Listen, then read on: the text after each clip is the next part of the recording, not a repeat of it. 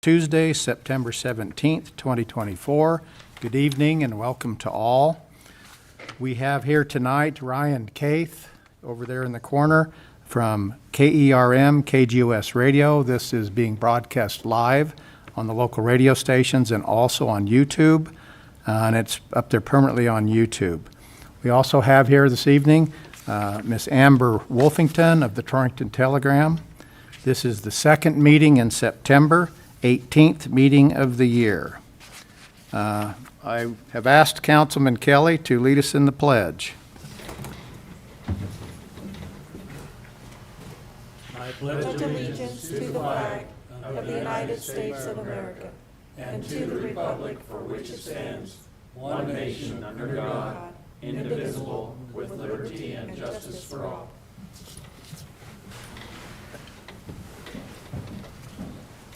There he is. Next item on the agenda are the mayor's informational items. Today, September 17th, 2024, is celebrated as Constitution Day. September 17 through 23, 2024, is known as Constitution Week. Each year, the President of the United States declares and proclaims September 17 through 23 as Constitution Week.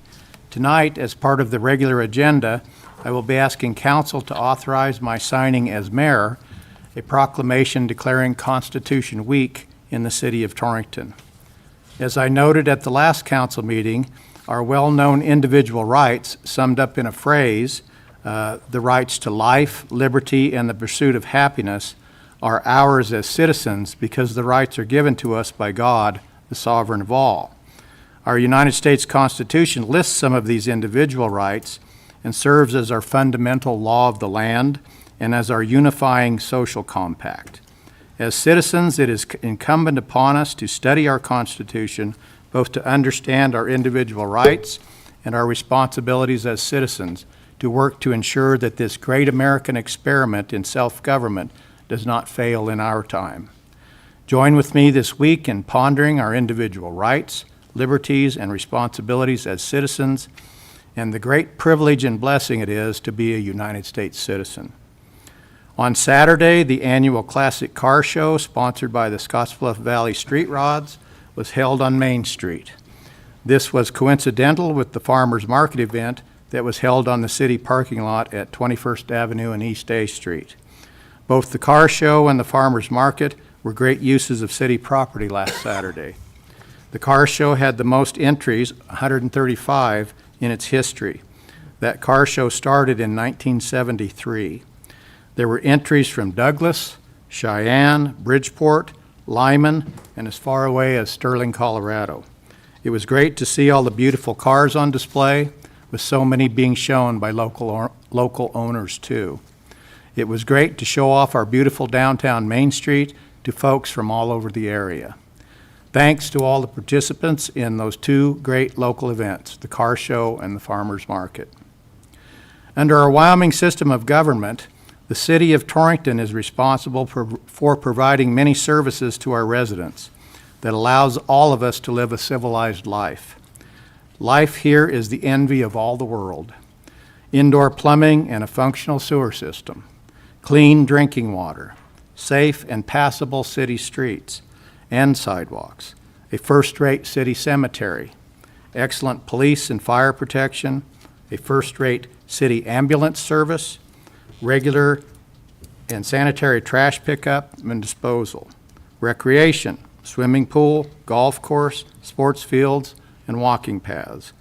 We all have much to be thankful for, and I want to thank the citizens who support us and the city employees that make all this happen. Thank you.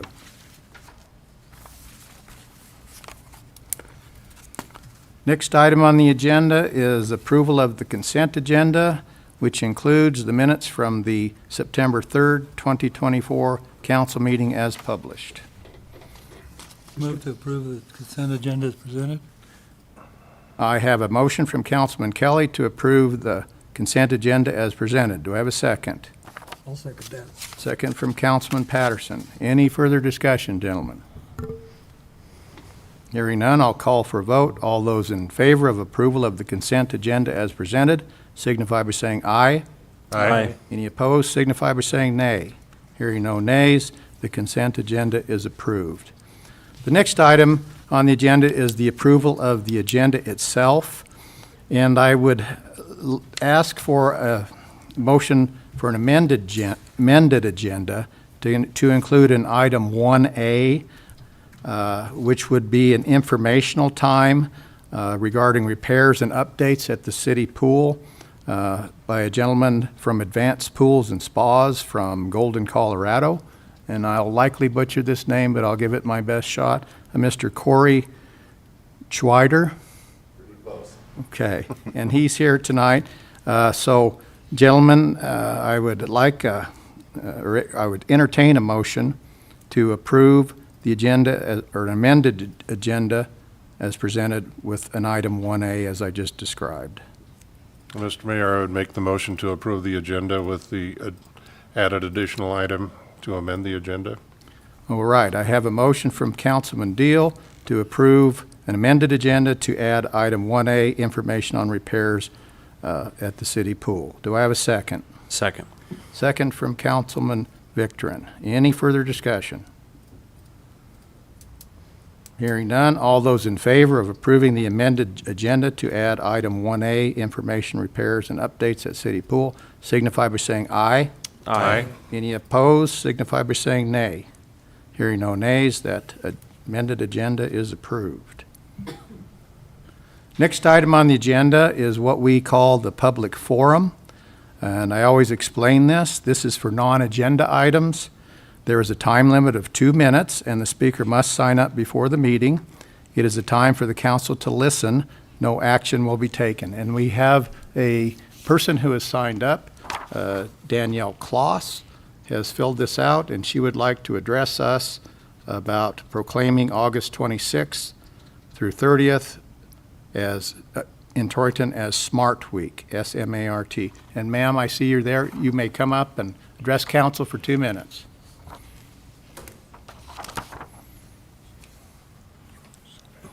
Oh, she needs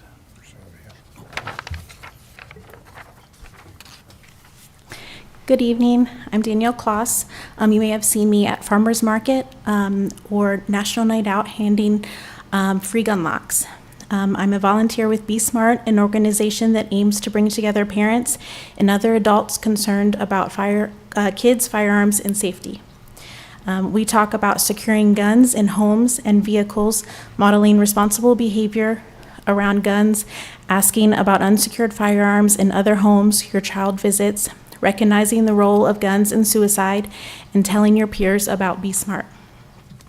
Speaking of telling others, our organization held our first annual Smart Week last month to help spread this message of secure storage to help keep our loved ones safe. When guns aren't properly stored, tragedy can strike. Whether it's a child finding a firearm and injuring or killing themselves or someone else, or someone stealing it and using it to commit crime, guns are the leading cause of death for children and teens in America. Roughly 76 of school shooters under 18 gained access to the gun used from the home of a parent or close family member.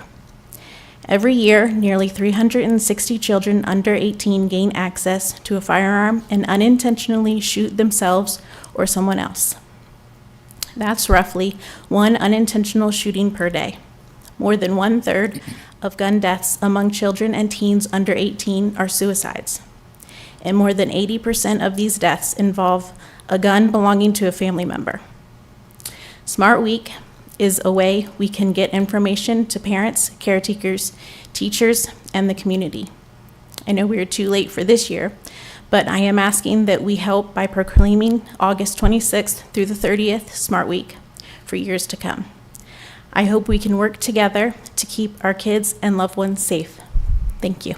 Thank you, ma'am. Appreciate it. All right. Next item on the agenda is item number 1 in the action items, proclamation of Constitution Week, September 17th through the 23rd, 2024. And the first order of business is I will read the proclamation, And then we have two ladies here from DAR, Daughters of American Revolution, Nancy Zimmerer and Lucy Martin, and I've let them know that they, after I read the proclamation, they will be invited up to the podium. So let me find the proclamation. All right. Proclamation reads as follows. Constitution Week, September 17 through 23, 2024. Whereas the Constitution of the United States of America, the guardian of our liberties, embodies the principles of limited government in a republic dedicated to rule by law, and whereas September 17, 2024 marks the 237th anniversary of the framing of the Constitution of the United States of America by the Constitutional Convention, and whereas it is fitting and proper to accord official recognition to this magnificent document in its memorable anniversary and to the patriotic celebrations which will commemorate it, and whereas Public Law 915 guarantees the issuing of a proclamation each year by the President of the United States of America, designating September 17 through 23, 2024 as Constitution Week, now therefore be it resolved that by virtue of the authority vested in me as mayor of the city of Torrington, Wyoming, I do hereby proclaim September 17 through 23 of 2024 as Constitution Week, and urge all citizens to study the Constitution and reflect on the privilege of being an American with all the rights and responsibilities which that privilege involves. In witness whereof, I have hereunto set my hand and caused the seal of the city of Torrington, Wyoming, to be affixed this 17th day of September, 2024, signed Herb Doby, Mayor, attest Lynette Strecker, Clerk, Treasurer. So that is the proclamation that's on the agenda at present. And Mrs. Zimmerer and Mrs. Martin, if you want to come forward.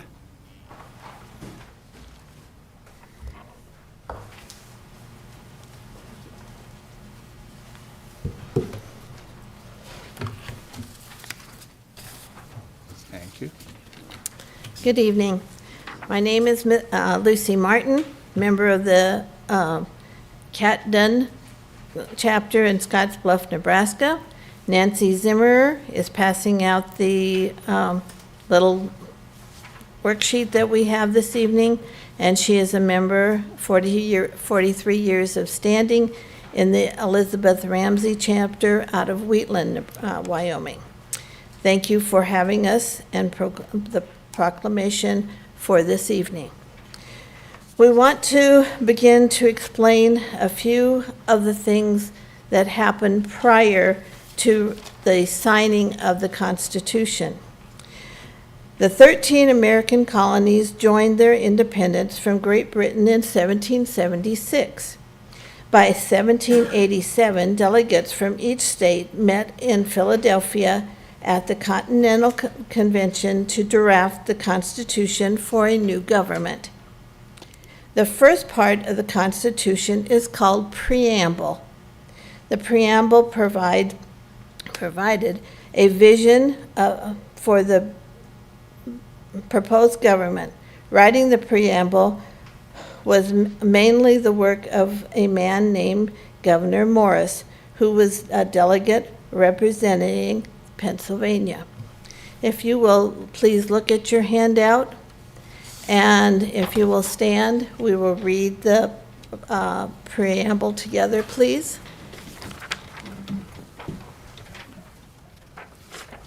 We, the people of the United States, in order to form a more perfect union, establish justice, ensure domestic tranquility, provide for the common defense, promote the general welfare, and secure the blessings of liberty to ourselves and our posterity, do ordain and establish this Constitution for the United States of America. This new government had 6 goals. You may be seated. They had 6 new goals for this government. And if you will see, we have the goal, but the meaning is left blank. Below that is a few of the correct answers that will go into this for their meanings. I will give you just a couple of seconds to look those over. And then if you'd like to write in the A, B, C, D, E, F in those blanks, that's fine. And then we will quickly go over those as a finding out exactly what we know about the preamble.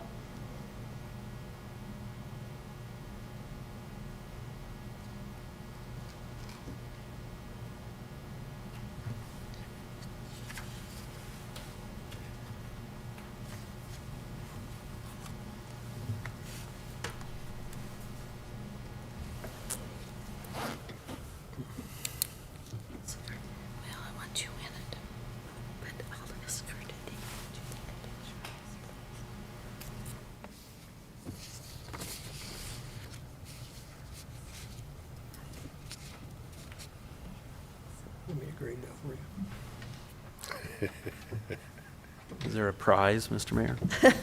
You'll have to ask Mrs. Martin. Knowledge is wonderful.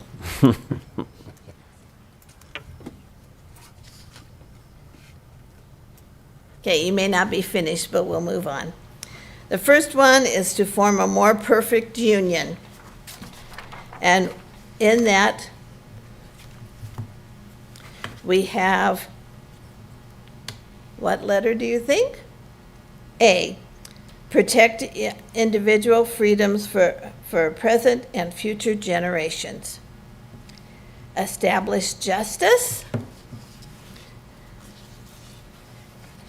Happens to be C, we make laws. Ensure domestic tranquility. We want to protect the peace and promote harmony among our citizens. Provide the common defense. E, we're going to defend the country against foreign threats. Promote general welfare. We encourage what is best for the country as a whole. And secure the blessings of liberty for ourselves and our prosperity is B, is make the bonds among the 13 states even stronger. It is amazing to me that after 237 years, these 13 colonies and their representatives, this still stands today. The last bonus question is,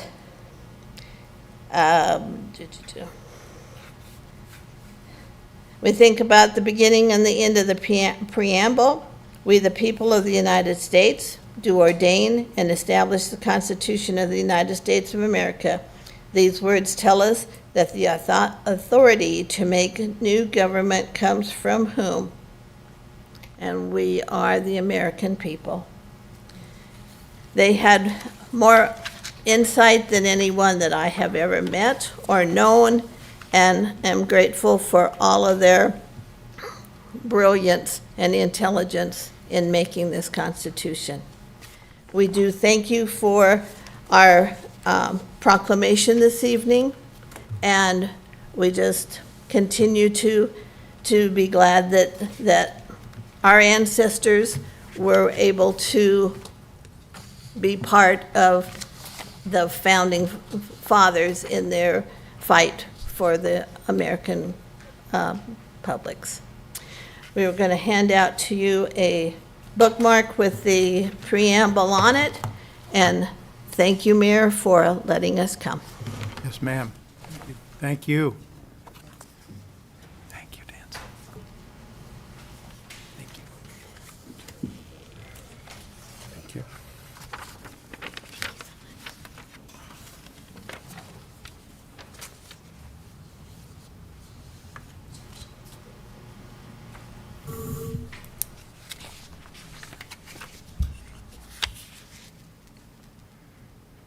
Let's take a picture now.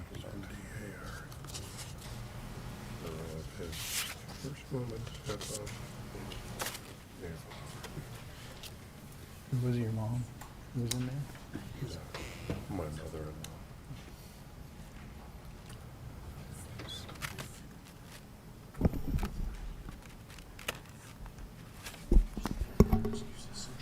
Two authorizations.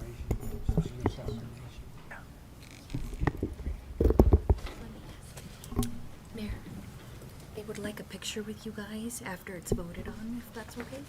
It's okay? Yeah.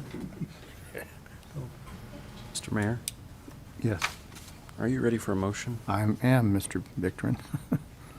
I would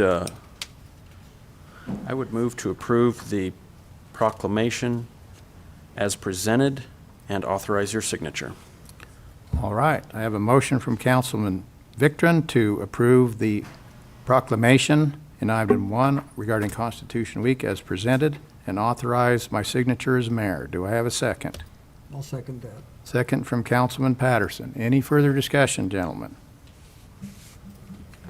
Hearing none, I'll call for a vote. Item 1, all those in favor of approving my signing of the proclamation, Constitution Week, September 17th through the 23rd, 2024, in the city of Torrington, signify by saying aye. Aye. Any opposed, signify by saying nay.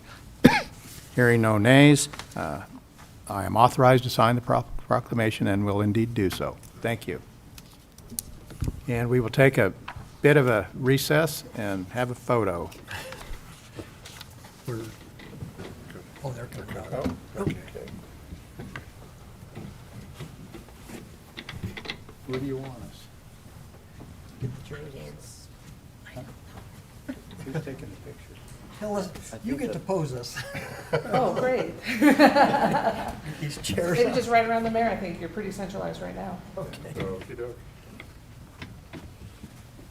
Out the door. Squish you just a little bit. Get friendly here. One. Got it, thank you. Thank you. Thank you. Thank you. Thanks, Nancy. Thank you, gentlemen. Thank you. Yep.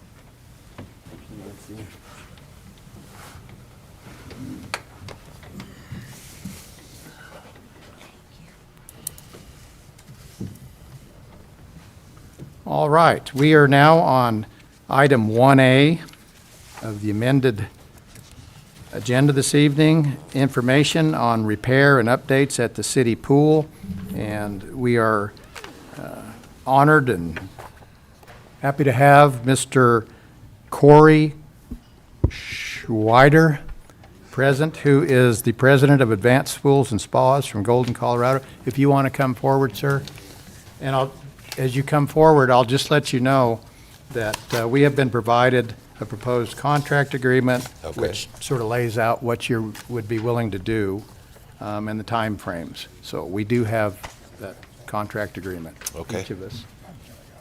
So we were asked to bid, well, first off, my father-in-law Scott was supposed to be here. He had a death in the family, so he was unable to make it. Anyway, this is his proposal. We both looked at the pool when we were out here doing some work on a hotel. We were asked to take a look at the pool. So he provided this proposal, and basically there is 6 or 7 line items that he laid out. The major portion of this is the plaster of the pool, the resurfacing, which is A, resurface pool and waiter, right there at the beginning. In order to do that, we have to remove all the paint that's on the swimming pool, which is pretty thick, and it's pretty labor intense to remove it. And then we would proceed with the steps here that he's laid out. That's the process we take in plastering it. Line 5 here is after we would plaster. It's an option for exposing the plaster. The plaster has blue rocks in it, quartz rocks, which I brought some samples today if you guys want them. There's a plaster chip and a tile, a couple tiles and a brochure. But you can see the blue specks in the plaster on this chip. Anyway, the exposure is to, you basically acid wash the cream off of the white, and you're allowed to see the blue specks a little better. I don't know if you guys can see that or not. Okay, thank you.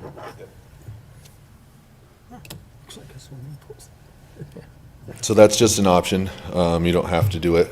By doing so, you actually lose a couple years of life off of the plaster, because over time it naturally exposes from the chemistry. And then here, line 6 and 7 is just, talking about filling it up after we plaster. 7 would be, it'd be the owner's responsibility to brush and take care of the pool after the work's been done. On the second page, line B, he's talking about the water line tile, which around the top of the pool you would have a 6x6 or a 6-inch band of tile. This is what he proposed. It's a cobalt blue. And I also got a tile brochure they can pick through, and if they wanted something different. Basic tile. And then again, he just explains the steps that we take in doing the tile work. Line C, he's talking about the gutter. This is an older pool and it has a gutter on it. And within this layout here, he's talking about we would remove the stones that cover the top of the gutter and do so in a way trying not to break too many stones, and then seal the inside of the gutter with a thorough seal type material. It's a cementous material that we would brush in there and coat the whole gutter with, and then reset all the stones. Line D is talking about the wader, the little baby pool. Right now you just have one big suction on the side of it and a return or two.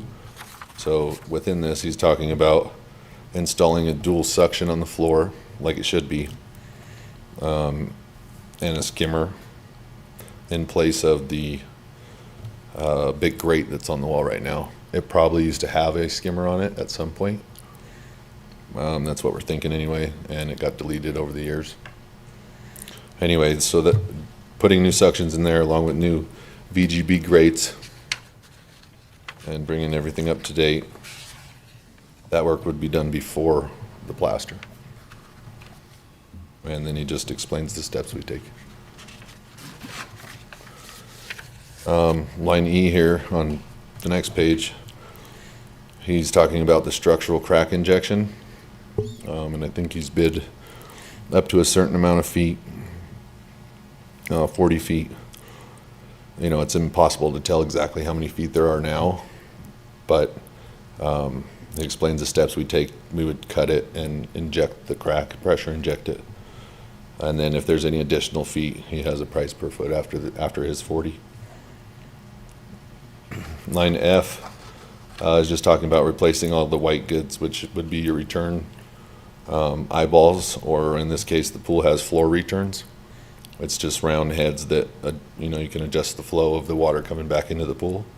So all those would be brand new, along with new suction grates that are all VGB compliant. And after all that, he's got his price and this schedule, proposed schedule anyway, to begin fall of '24. And he lays that out along with our warranty information and payment schedule. And other than that, it's kind of up to you guys how you want to address it, but those are our recommendations. And with doing that, you'd basically have a brand new pool, other than replacing the old stones back on the gutter, but at least it wouldn't leak anymore, and everything else would be brand new.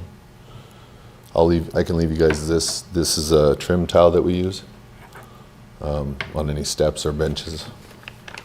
And then here's a tile brochure also. I'll just leave it in here for you guys.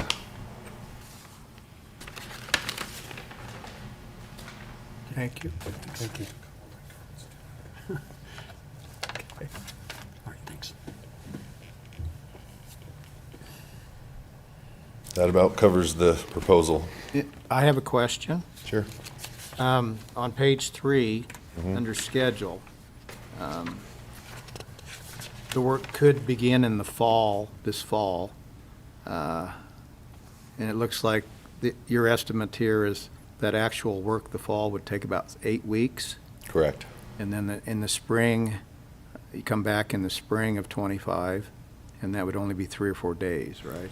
Right, so he's proposing to get the majority of the work done this fall, demolition and plumbing work and tile work. And then when we were to come back to finish it in those 3 or 4 days, would just be the bond coat, which is a day of cleaning the structures, and then acid wash to clean them really good. And then the bond coat is a day of rolling on a cementous product that bonds the old plaster to the new plaster. What, in that fall, 8 weeks of fall work, I mean, obviously there's ideal weather and Sure. not so ideal. What kind of weather do you have to do that work? Well, during the demolition, the paint removal's the biggest part of it. So as long as it's not, too cold where we can actually work out there. We work in some pretty cold stuff, not flying snow everywhere or heavy rain, but because we will be using power tools. So basically, as long as it's dry out, we can do any of the demolition. And then the It's plumbing dry? and stuff, yes. Okay. As long as it's dry out. And then after the demolition is done, there's plumbing and tile work. So the tile work, we would need, above 40-degree temperatures. And then we can protect it at night with cement blankets from freezing until that work's done. And that is, that's probably about a week of the work is the tile and plumbing. The majority of this whole contract, the majority of the work is the demolition with the paint removal. And for that tile and plaster, you need, what'd you say, above About 40 degrees. For a week? During the day, yeah. And then at nighttime, we would protect it with cement blankets. So it can drop below that at nighttime, just not while we're doing the work.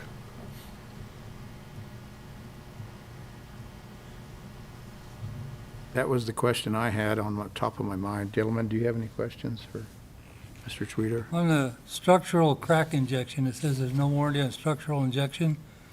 What does this actually consist of? So we chase the crack with what we call a V-notch blade to make it deeper. And then we drill a port every foot along the crack and then seal the whole crack except those ports. And we start pressure injecting from one port. As we pump into one port, it should come out the next one, and the next one, and the next one. It's not a perfect science because we can't get under the pool to seal it, but we have had pretty good luck with our injections over the years. They say the product we use, it's a 2-part structural epoxy, and they say that if it was to crack again, it may crack next to where we inject, but it shouldn't crack on the crack. So there's just no telling if the pool will move again or why it cracked to begin with, but which is why we can't warranty the injection of it. But everything else is warranted? Oh, yeah. Does it make a difference what kind of base is underneath the, Yeah, it's hard to tell why it cracked to begin with. Most pools, concrete pools, don't move. So I've seen one pool in 25 years that actually lifted out of the ground because of groundwater. So there's not too many of them that actually move that much. And this pool being so old, I would like to think it's done doing its moving. So with the injection, there's a really good chance it won't come back, but you just can't never tell. So, at least in that regard, there's an advantage to it being 52 years old, right? Correct. Yeah. It's pretty settled. What is your overall assessment of our pool in your professional experience? I would say it's in pretty rough shape right now. The paint that's been put on there over the years, I understand why people paint their pools, but it's really just a Band-Aid, and we never recommend painting them. And we don't paint pools because of that. and the tremendous cost it is to remove the paint. So there's, I don't know how many layers, I would guess around 5 or 6 layers on that pool of paint that all have to be removed before we can be ready for plastering it. What sort of life will this add to the pool time-wise? You know, a lot of it depends on how well it's taken care of chemistry-wise. The plaster nowadays is really good, and it, if it's taken care of properly with chemistry, it should have no problem lasting about 20 years. So, and as far as the tile and you know, the gutter and everything, that's all kind of up to Mother Nature. That stuff is exposed during the winter time. So I'm sure you guys probably cover the pool in the winter, but it's just a thin mesh cover. So it would just be a matter of keeping an eye on your caulking between your pool and your deck.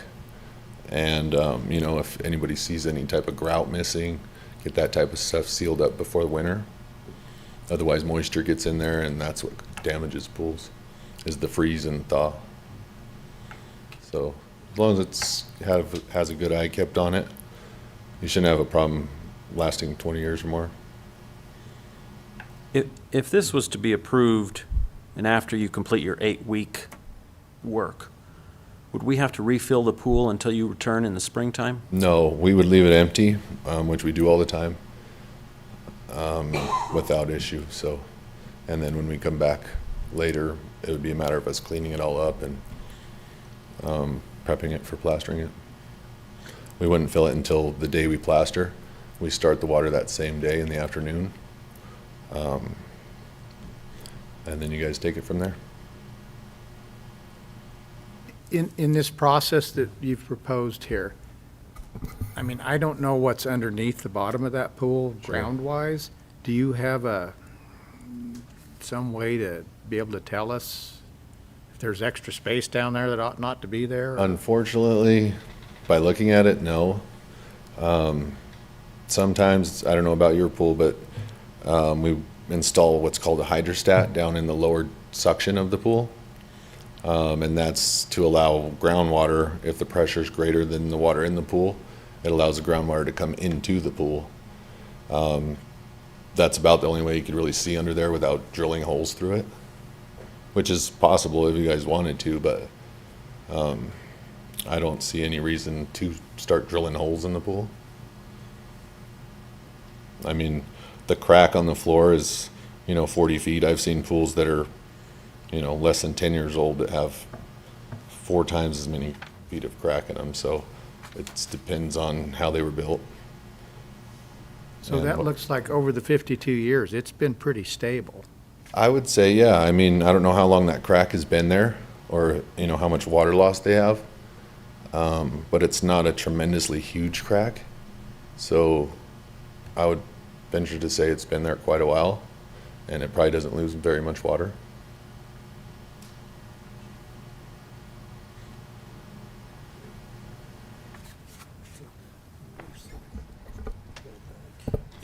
Does your company handle anything with internal plumbing of pools? We do, yes. Yeah, we build and remodel pools, so we can pretty much do anything with the plumbing. I think on here he definitely has to pressure test the waiter. So, if needed, we could also pressure test the swimming pool, but there's not many lines on there because it has the gutter. That's basically your suction, and it's like a gravity system, and then it returns to the pool. So, and then looks like you have some floor returns there too, but it's basically a suction and a return. It's a closed system, so it's not complicated. And if it were to need replumbed, it's something we do all the time. You can do plumb in place Yes, of existing it systems? would be outside of the structure.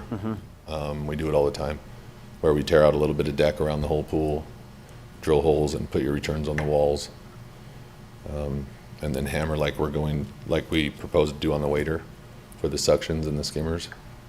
And this being a gutter pool, it'd just be gutter instead of skimmers. Or you could install skimmers and delete the gutter, but that type of stuff gets pretty pricey. Do you see pools that have an age like ours that continue to have longer lives than expected? Yeah, we just got done completely remodeling the town of Haxton's pool. They had a building over it, which they removed, and we completely remodeled the whole pool. Everything that Scott had proposed here, along with we added a zero-entry waiter to the pool and some slides and stuff, and a lot more deck, concrete deck. And then they put a separate building that's not covering the pool. And that pool had, that was a really old pool. It was more of a monolithic pour where the floor was poured before the walls.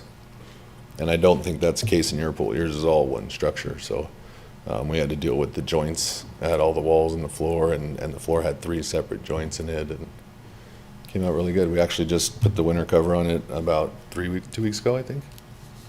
And where was that? Haxton. Colorado? Yeah. And they were referred to us by Akron, Colorado. We did their big community pool. And basically we did very similar there. We added a zero-entry waiter to it, completely remodeled it, replumbed everything. Just like in Haxton, we replumbed everything, and we built 2 waiters, one attached to the pool and then a separate one, with some toys and a couple of slides, and everything came out great. It says here when you refill the pool, it has to be continuous until it's completely full. It must be monitored by the owner. Right, so, Monitoring, what do you mean monitoring by the owner? well, when we finish plastering, we usually start filling it with either a water hose. Well, first off would be a water hose to get enough water in there from the bottom up. So we tape like a glove or a rag to the end of a hose to disperse the pressure, because the plaster actually cures out underwater. And then we start the water, and it just has to be a continuous fill all the way to the tile. Otherwise, if it's shut off on the plaster, like for overnight, it would get like a dirty bathtub ring that stains it. And then you gotta drain it and wash it, and it's a pain in the butt. A lot of these bigger pools have access to the fire hydrant. So we would still start with a water hose until it got 1.5 feet of water or so in the bottom, to where when you fired up the fire hose, that water could hit a deep enough puddle of water to not damage the new plaster. And the monitoring of it is just making sure it doesn't overflow or get shut off before it's full.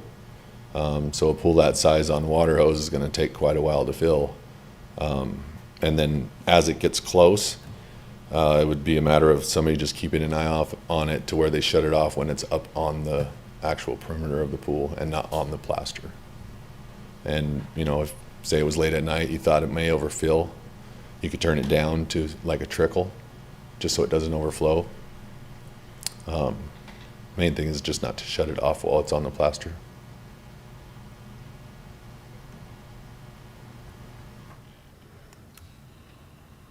Are you proposing anything around the deck? I think the pool used to have a tile. I don't know the right terminology, but the tile used to be around the deck of the pool above the gutter system. On the top, Huh? like on the face facing the pool, Yes. I think that's where he's proposing that 6x6 tile that That's Ended under item B? I believe so. Okay. B, yeah, water line tile, And so this same tile racing would, lanes and targets, this same tile would go in the bottom of the pool for the lanes? correct. Or wait.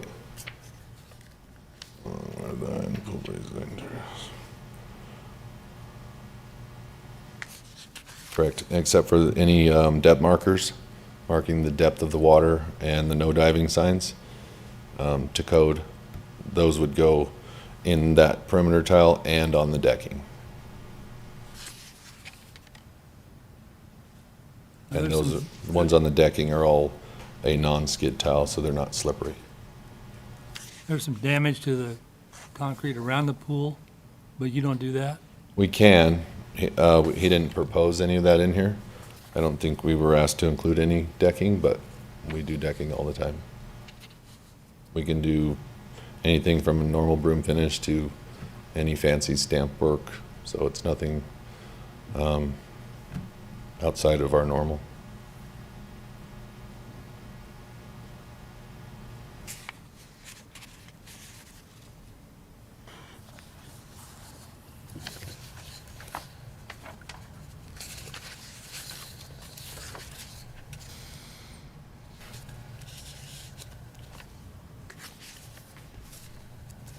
If you don't mind, counsel, while you're looking, see if you have any more questions.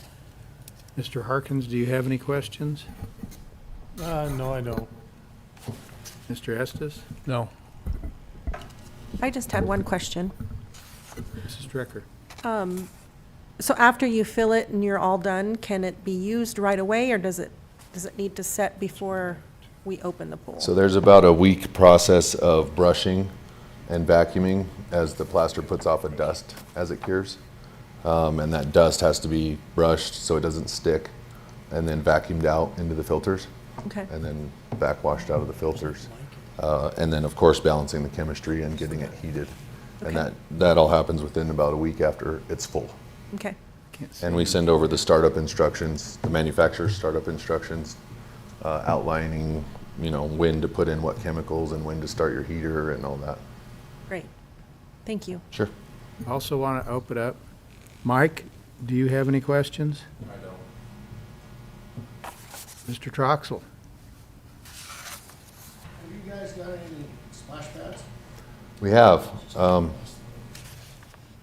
That is definitely something we can do. We're actually looking at doing one up in Breckenridge, that we're starting the process on that job next week, I believe, maybe the following week. Question, can plumbing for the splash pad be connected to the pool filtration system?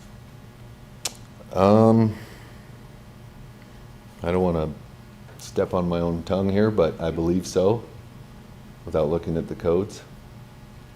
But I don't see any reason why not. As long as it's filtered, clean, treated water coming back, it should be fine. Exactly. Thank you. No problem. And we also have Mrs. Jennifer Brummel, our pool manager. Do you have any questions? I do not have any questions.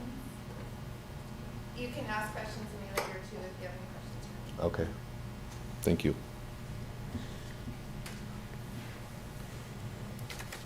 Any further questions for the gentleman? James, Dennis? Not yet. So, All right, well, we truly thank you for taking the time and effort to come up here and visit with us. That was, No problem. I Very appreciate you guys taking the time to listen to me. thank you, sir. Thank you. Before we move on, Dennis, is there anything that you wanted to let council know? No, he pretty well explained it, and you've all seen the condition of the pool. We can't open it the way it is next year, currently, so we have to do something.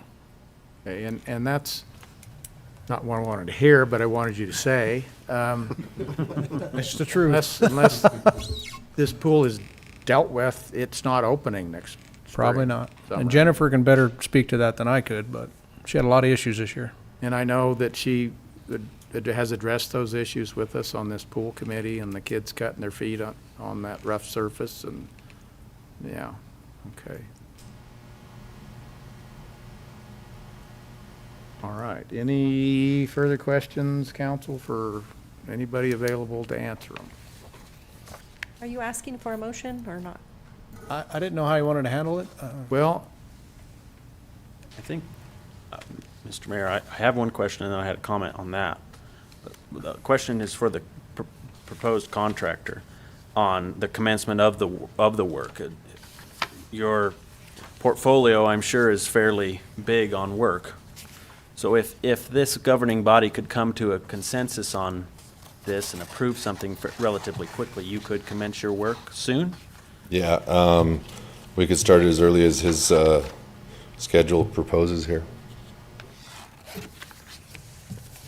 what's the start date in here? I missed that, other than fall. Oh, it says it's full, huh? Okay. I mean, I don't see a problem knowing what our schedule is now, starting within the next few weeks if need be. The longer time goes, the less we could get done before everything's frozen up. So we do stuff with building tents as well, but that's just an added cost that we were trying to avoid here for you guys. So along with, it's kind of a pain in the butt to do, but it is doable if that's something you guys wanted to price out.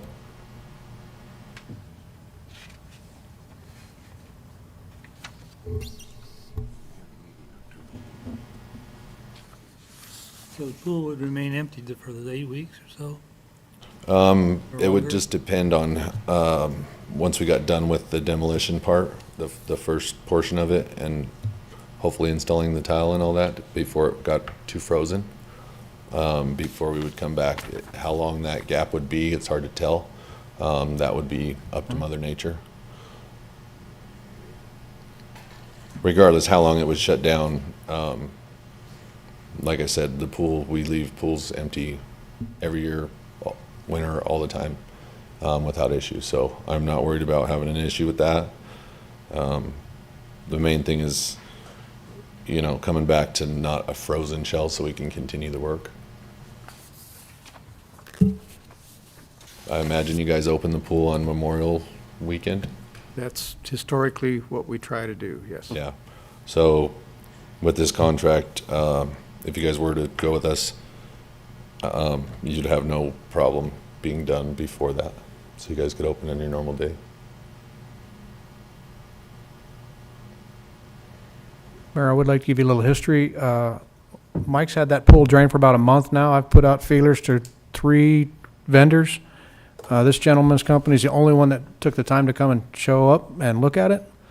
One other one said they weren't interested, and the third one said that if we bid it out, he would probably bid on it, but that kind of scares me with him not looking at it. It seems to me like these gentlemen know what they're doing. We are in a time crunch. We got such a short window to work on this pool, something this elaborate especially. So staff would recommend that if you could declare an emergency and figure out with Lynette, the treasurer Lynette, and see what you could do for funding, possibly, or something down that road. I bet he couldn't start before the next council meeting on the 1st. Is that correct? I would say probably not. Within a week or so of that, maybe, at best. If you guys were to, you know, at least do something like a verbal approval or anything, something so we could pencil you in on the schedule. And then however you want to work out the details, we could go through that. Jim has not read the contract yet, and I would like him to look it over and then get with you folks and possibly make a final recommendation next council meeting, if that's okay. Is that all right, Lynette? Oh, yeah. And next council meeting is on October 1.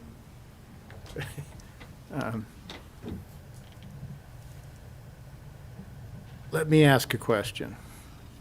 There's a process we have to go through here if we don't put it out to bid. And that's the process of declaring an emergency so that we can accept a contract if council so chooses, right? Correct. So, looking at Mr. Eddington too, so would it be appropriate tonight for me to entertain a motion to declare an emergency? Certainly would. It takes 2/3 vote to declare an Okay. emergency, and then a separate motion to approve the contract subject to my review, which I could have done by tomorrow. All right. Or, I'm just asking, or do one motion tonight just to declare an emergency, give you time to, in the next couple of weeks, to look at the contract. I think Dennis that's can- appropriate also. And then likely have it on the agenda for October 1 to award the contract. Does that make sense? Well, we would have to figure out where we're gonna come up with the money before we award the contract, though. Yeah, That's, that would you be. got 2 weeks to do that.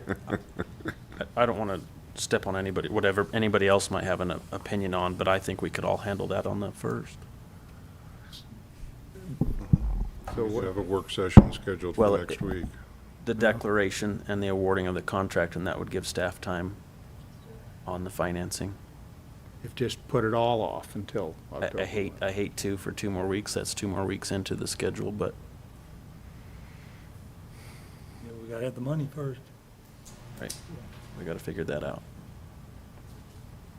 What it sounds like is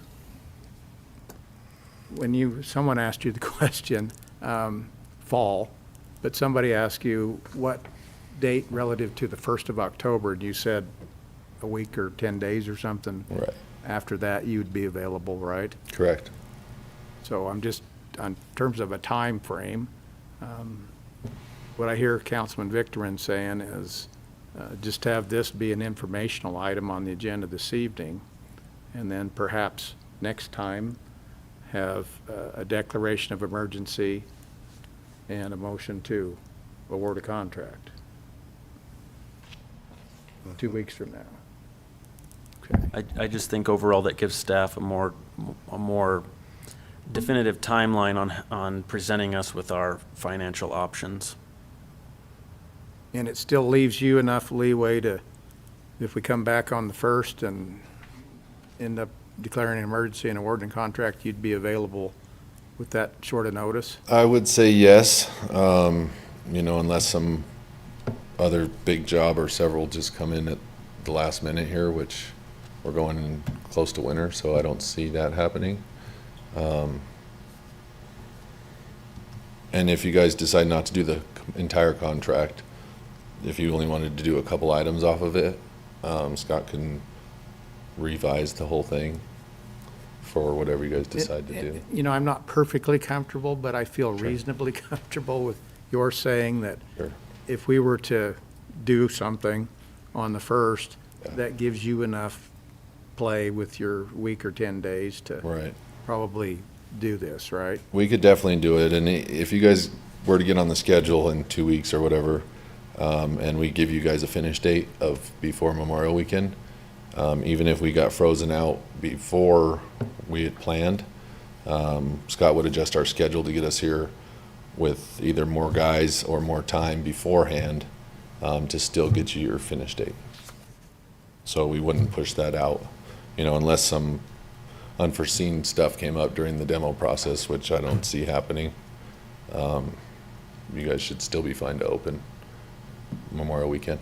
Okay. And I want to just remind everybody, you actually went over there and looked I at it. did, yes. I was the first one to go, and then Scott went himself. Okay. So both of us have put our eyes on it.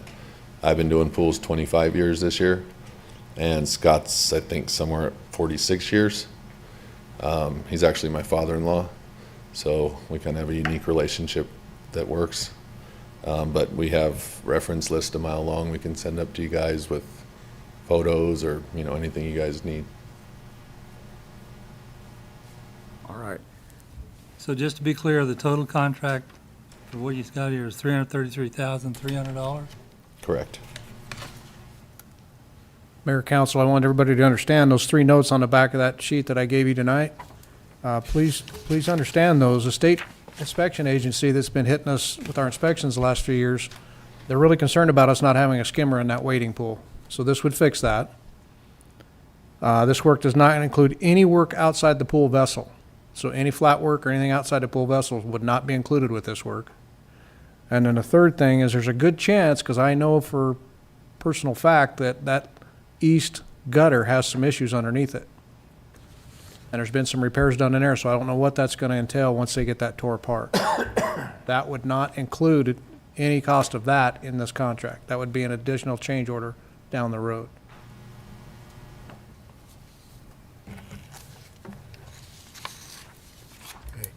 Well, let me ask you, Justice.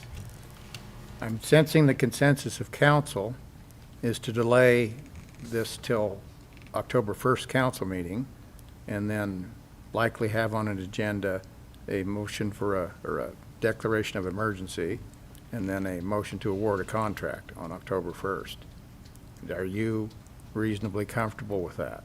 I think I'd be more comfortable with that than getting in a hurry and doing everything tonight without us having things in place. I think steps could be missed. He was nice enough to rearrange his schedule this morning to get here from Denver or Golden. So, yeah, I think we can work with him for the next 2 weeks, and we can get things worked out for you folks. You'd have a better understanding and decision to make, more educated decision than just guessing at it. Okay. Mr. Mayor, I would personally be more comfortable taking a couple weeks to Yeah, and that's work through this. That's the sense I'm getting from all 4 of you and myself.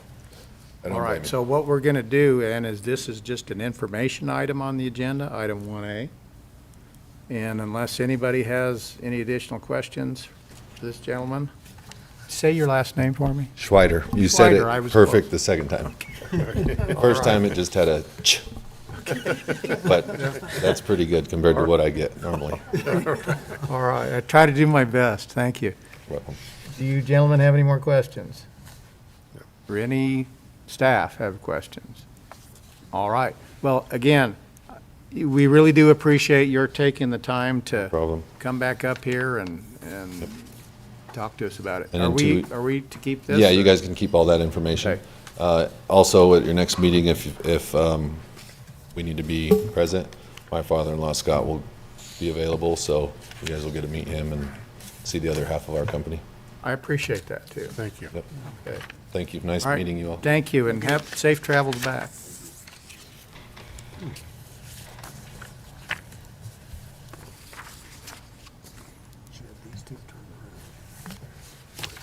All right, where are we at? Item 2, right? We are now on item 2 on the agenda for this evening. A public hearing to solicit public view, comments, recommendations for a potential grant application through Wyoming Community Development Authority, CDBG program. And with that explanation, I will go ahead and open it for public hearing and ask Mr. Harkins to give us an explanation of this item on the agenda. Thank you, Mayor and Council. There are 2 resolutions attached to your packet tonight. The first resolution is for the 2025 sewer and manhole lining project. I passed out this map that's been highlighted in kind of a turquoise, if you will. Those are the sewer lines that we're proposing to do under this contract. It's going to be in similar size to what was done last year, and last year I think we did a little over 12,000 lineal feet of sewer line. So that would be similar to what we're proposing this time. And the manhole lining project is along the prison corridor. We've had this project on the radar for quite some time. Basically, most of those manholes out there on that corridor have suffered some type of damage because of the H2S that was in the line. We've taken measures to kind of eliminate or lower the effects of that H2S by adding chemicals to the sewage as it comes out of the prison. The cost of that project, I think, was like $300,000, but that was several years ago. So the combined project total, I think, on this project is about $1.25 million. And of that, the city would contribute $327,520 to the project to gain points on the CDBG scoring sheet.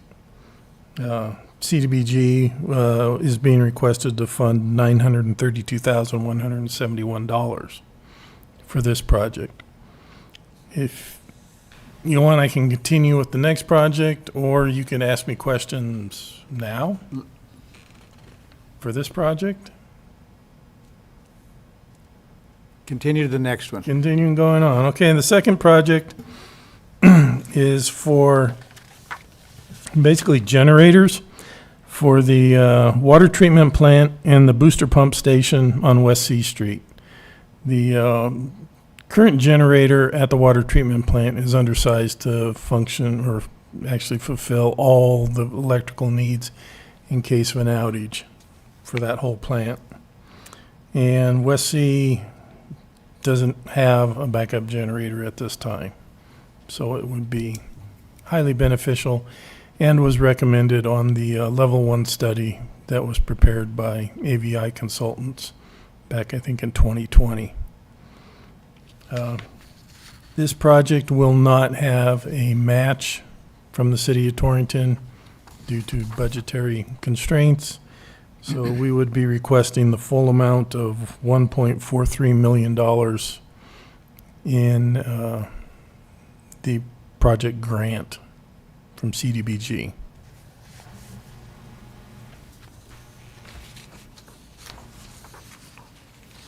Any questions?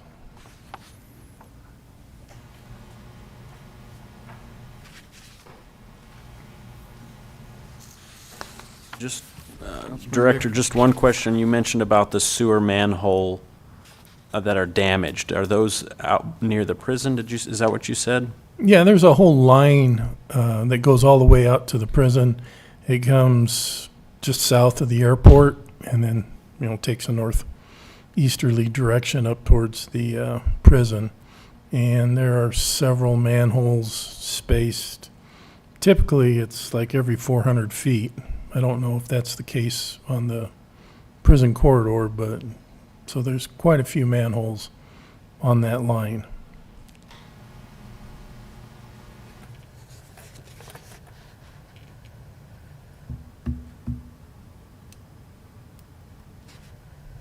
And just for a little bit of background, and Mr. Troxel's here, but my understanding is and I don't remember the gentleman's name, from Old Glory Engineering.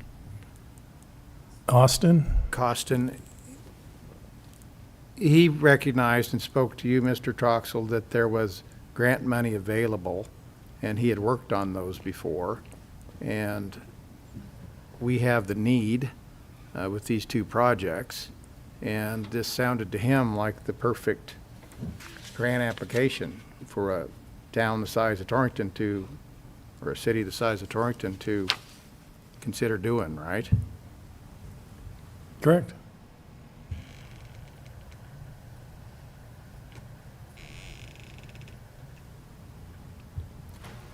And on these, there's the entity that considers granting or not granting the grant has a scoring system, right? Correct. Okay. And the way you help your scoring system, I have limited understanding of this, is more skin in the game by the city, the higher your score. That's typically what most grant programs do. Correct. How much funding is available from this CDBG, or how much is in the pot? I was quoting, I think, 3.5 million, and I think Austin updated that, and it's a little over $4 million for the state. These two total just a little over half of that. Correct. Now, there's a deadline to this too, right?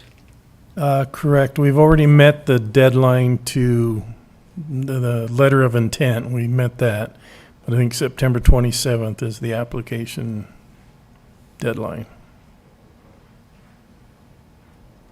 So in the generator project, the city's not putting anything in it?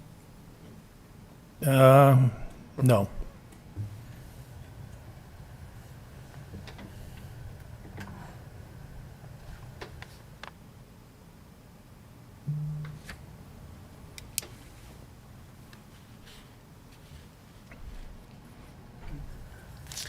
And basically, the money that we're putting towards the other sewer lining project in the manhole, that was money that was already budgeted to do that project without the grant.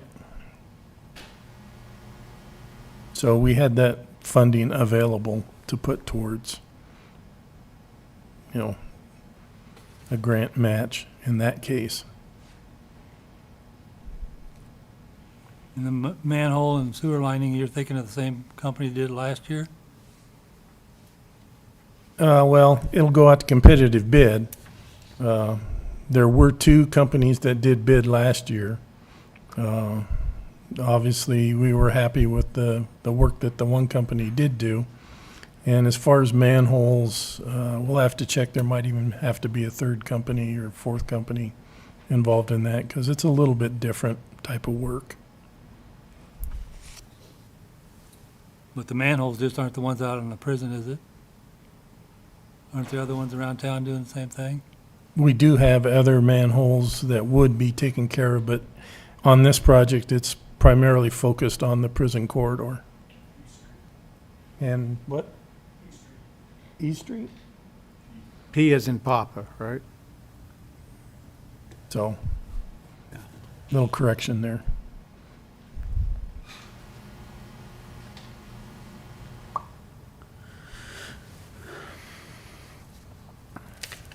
This is a question for Mrs. Strecker. There is experience by the city of Torrington in dealing with these types of grants, right? Yes, And they were successfully received, administered to the satisfaction of the federal government, right? Yes. And that's doable. It is doable, but we have contracted at the last meeting with Old Glory to help us with that because I have several other deadlines that I'm working on and cannot put that time into the grant right now. And Old Glory can greatly assist us with that process. Yes.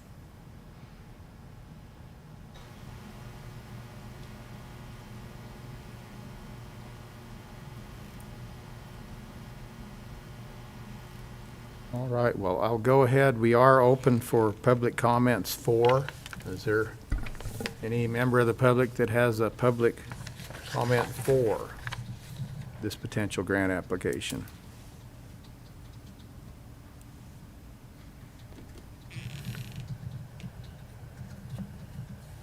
All right, any public comment against this potential grant application?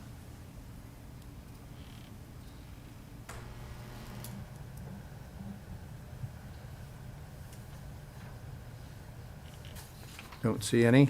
I have a question for Mr. Eddington or Mrs. Strecker. I plan to close this public hearing, and then do we need to take a vote on item number 2, or just move on? Okay, that was my question. All right. All right, I will go ahead and close this public hearing and return council to regular session. So now we are on item number 3, resolution number 2024-08, resolution regarding Community Development Block Grant, CDBG, letter of intent for 2025 sewer and manhole lining project. All right, council, do you have any additional questions for Mrs. Strecker, Mr. Harkins, or anybody else? Mr. Mayor, I'm just curious, does the resolution need to be read in? Yes. Oh, thank you for reminding us that. Mr. Eddington? Thank you, Mr. Victor. A resolution authorizing submission of a community development block grant application to the Wyoming Community Development Authority for the 2025 sewer and manhole lining project. Whereas the governing body of the city of Torrington desires to participate in this community development block grant program to assist in financing this project, and whereas the public benefits of this project will repair deteriorated sewer infrastructure in Torrington, a rural community. Whereas this project will meet the national objective of benefiting low and moderate income persons, and whereas the governing body of the city of Torrington plans to provide cash match to this community development block grant project from the following sources: City Sewer Fund in the amount of $327,520. Whereas in the event of any project cost overruns, City of Torrington will provide funding in the amount necessary to complete the project utilizing city sewer funds. Whereas the City of Torrington held a public hearing on September 17, 2024 to solicit testimony from citizens and gave full consideration to all comments received.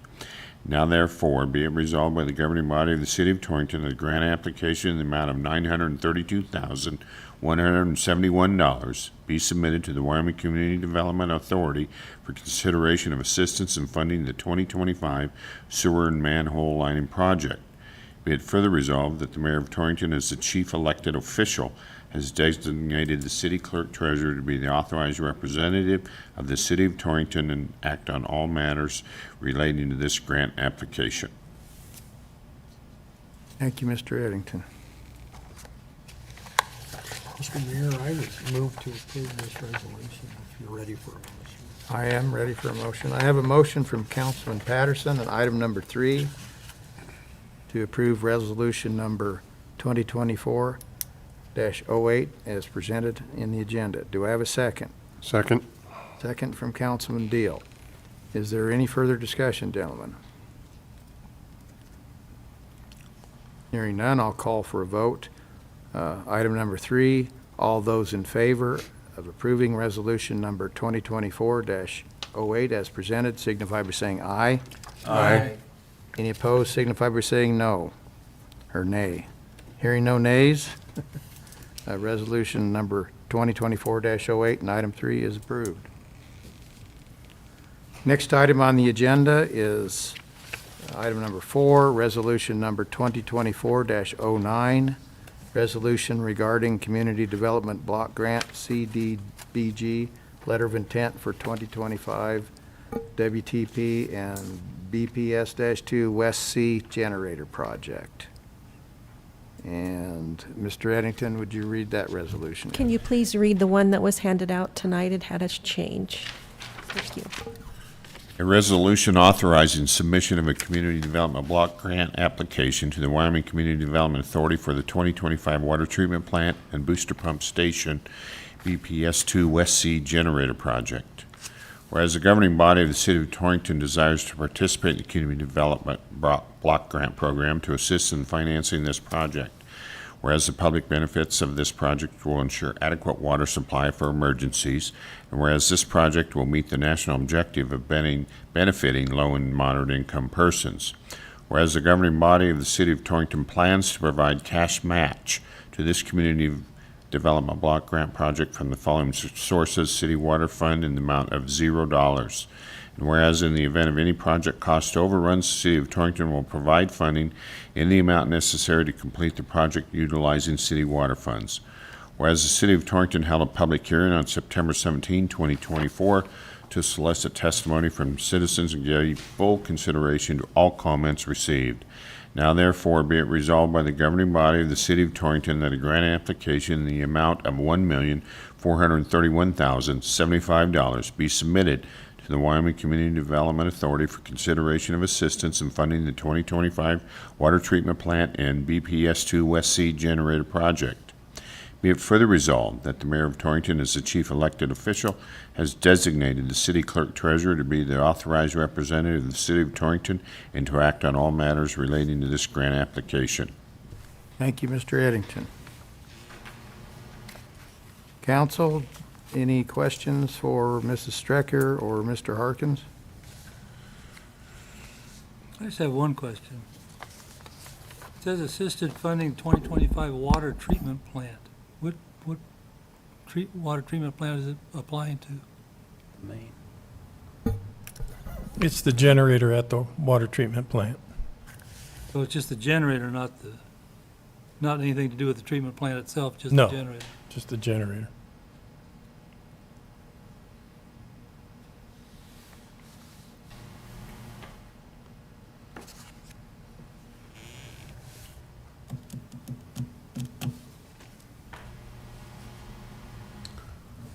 Ready? I'm ready. Mr. Mayor, I would move to approve resolution number 2024-9. I have a motion from Councilman Victor in item number 4 to approve the resolution number 2024-09. Do I have a second? Second. Second from Councilman Kelly. Any further discussion, gentlemen?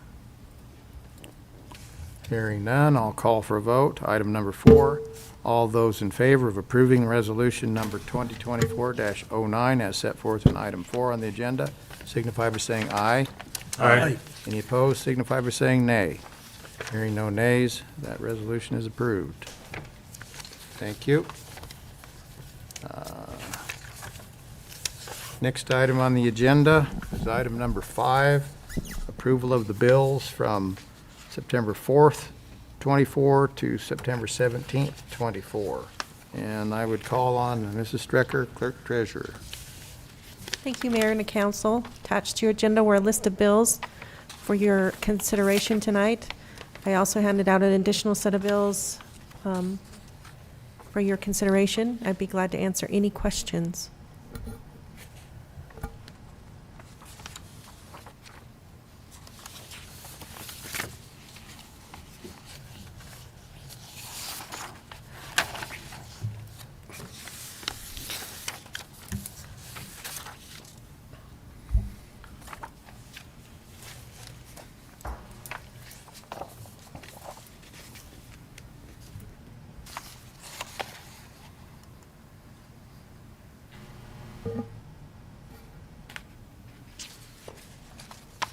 I don't hear any questions, so if nobody has any more further questions, then move to approve the bills as presented.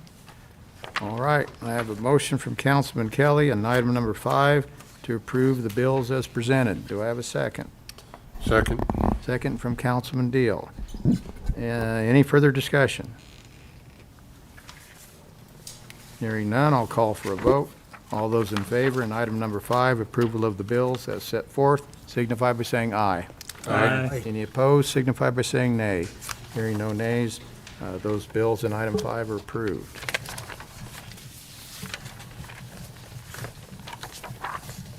Next item on the agenda is public comment, and I do want to say this.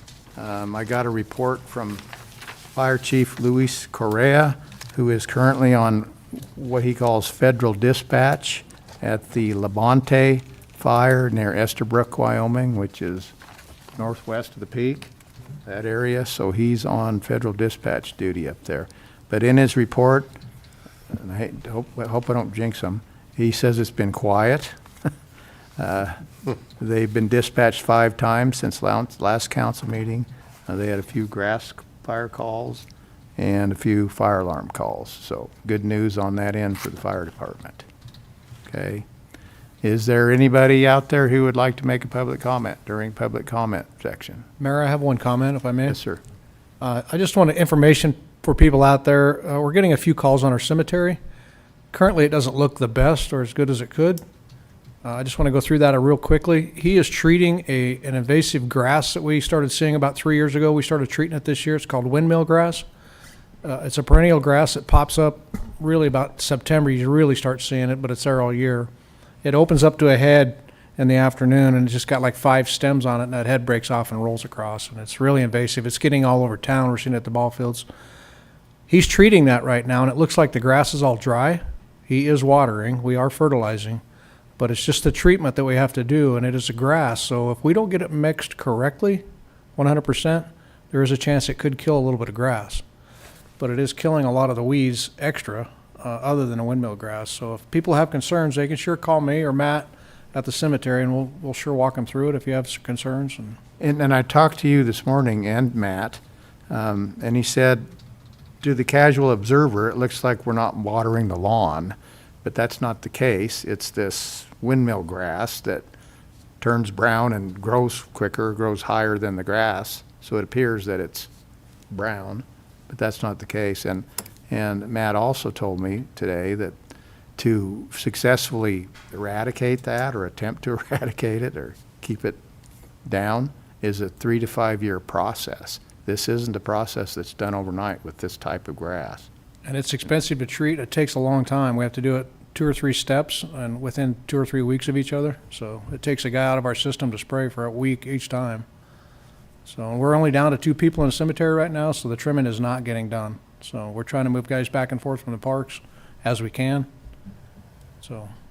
Okay, so if members of the public hear this and see that, contact you or Matt at the cemetery, right? Correct. Be glad to talk to him. Okay. Also, can you tell us what's going on with the soccer field? As far as I know, the soccer field is playing good. We're getting a few compliments on it now through the council's blessings. We've put a lot of money into that field and a lot of labor into that field this year through all our departments and some folks in town. The sod farmers really stepped up and helped us to get through some professionals to get in there. They come in and seeded it for us. We're on a chemical treating program now. We're getting irrigation correct. I think we still got a couple moles we're chasing, so yeah. It would really help if the public would not put their animals on those fields. We're still having issues with people running their dogs on those fields, and we're still seeing waste in those fields. So we're going to have to do something. We're just asking kindly, just don't run your animals on the fields, period. Don't put them on there. And the kids are liking the soccer field from what I heard. It's a lot better. It's not perfect by any means. It is a work in progress as well. And it laid rest last season, the soccer field. I'm sorry? It was resting last season. Yes, it never got played all last year, so we had a lot of issues last year. It's a lot better now. It's going to take a few years to get it all filled back in, but we're doing a completely different system up there, and we got some help up there that's really involved with getting it going. Okay, good. Is there signage about keeping the dogs off? There was. Some of them got taken down. The wind always gets a couple, but we have more. There's a sign on each field, and we're asking people not to put them on the field, but we still see people almost every day in one of our fields with animals. No different than asking them not to put garbage in our grass dumpsters. Well, hopefully Yeah, they'll hear this and the word gets out. and yeah, it's just No pets on the soccer field, no pets on any of the fields, any of please. the fields. Well, if the signage is there, though, they could be ticketed, couldn't they? Correct. We'd rather not do that, of course, like, we understand, but if we have to, we have to, because we don't want those kids falling in that in the middle of a soccer game or a baseball game. And they do play, I think, junior football up there a little bit on practicing, some of the fields. Our sports fields get a lot of use. Yes, they do. All right. Chief Johnson, did you have anything for public comment? I don't, thank you. Thank you. All gentlemen on the council, any public comment? Seeing none and hearing no more takers for public comment, we have completed our agenda this evening, so this meeting is adjourned. Thank you, folks.